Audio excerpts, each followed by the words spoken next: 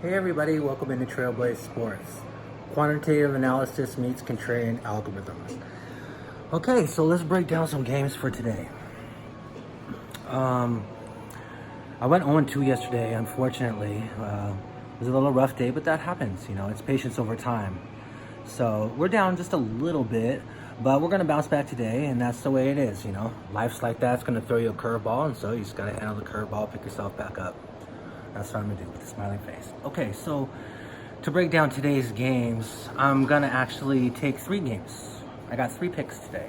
So I'm throwing in a bonus pick, and that bonus pick starts here at 1 o'clock, I believe it is, West Coast time. We're heading to the CFL. So I don't know if you guys watch CFL, but that's Canadian football. So it's almost NFL time here in August. That's when, the preseason will start. So a lot of people are, getting their football in by playing the CFL at this time. So like I said, I do all sports. So, yeah, this is going to be, this game, I think it's a little later.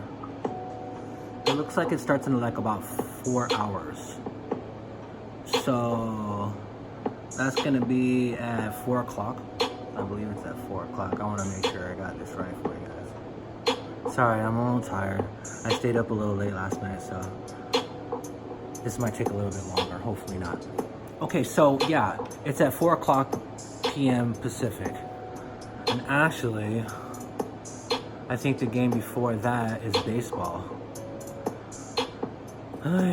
Okay, so Let's start with the game that starts first. Baseball at 3 p.m. Pacific. Okay. I actually have 2 selections on the same game. I really like this game. We have the Chicago White Sox at the Tampa Bay Rays. So the Chicago White Sox are 43-51 on the season, so not that good. And Tampa Bay is 56-44, so they're actually a really decent team, like headed to the playoffs. So we kind of have a little bit of a mismatch here, but the pitching matchup is Giolito versus Yarbrough.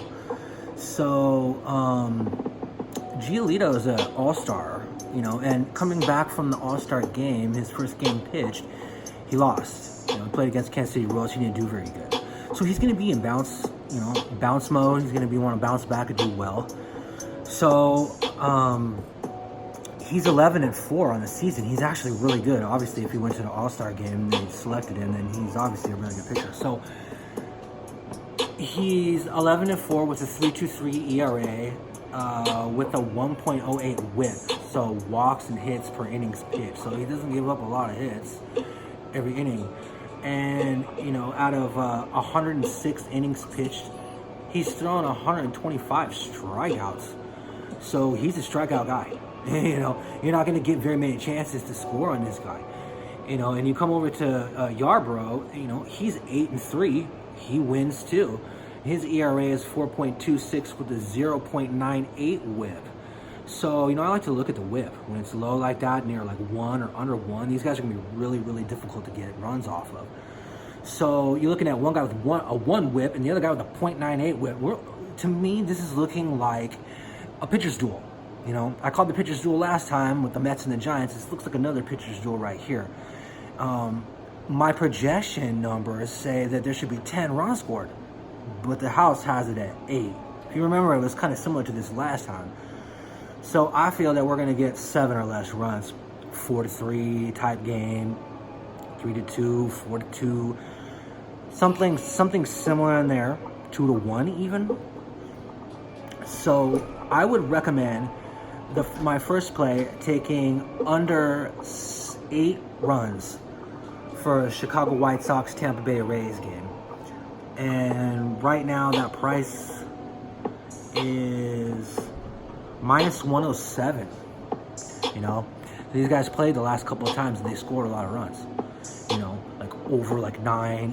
Each team scored like 9 runs like the last few times they played. So it's the same thing. It's looking like it's going to be big time scoring, but I'm not feeling it. So I will go ahead and take that under 8 runs. at minus 107. Decent price. So moving on to the second pick in the same game, already broke it down. I like G Leader to bounce back. You know, he's an all-star. He's coming out. You know, he's probably tired after the all-star game. You know, a lot of guys take a break at that time. Like, okay, there's a long season in baseball. You know, it's like 162 games. You know, you don't want to take a break, but you got to go to the all-star game, and you want to. So he probably came back from that game in Kansas City and just laid an egg. You know, he's tired. You know, that's understandable. So I would recommend, and with everything that I said, same thing. I would take the underdog value and look for the White Sox to win the game in a close, low-scoring game. So you can get the White Sox right now at a plus 140. So you're getting decent value, you know, especially for an underdog, you know. So let's move on to that final bonus pick. As I said before, it was CFL.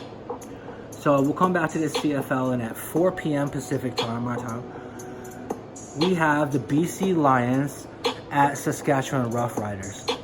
Now, both these teams, they're 1-4. So they're, neither one of these teams is very good at all.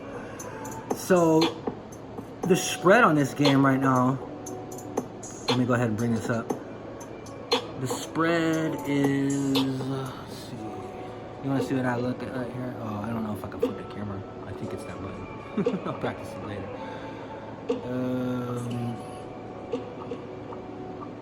Looks something like this.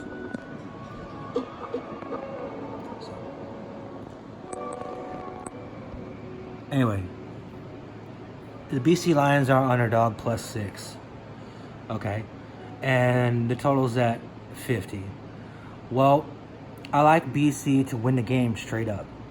Okay, they're not very good, but Saskatchewan's not very good either. And Saskatchewan, with the same record, they shouldn't be a favorite of 6 points. They shouldn't be a minus 225.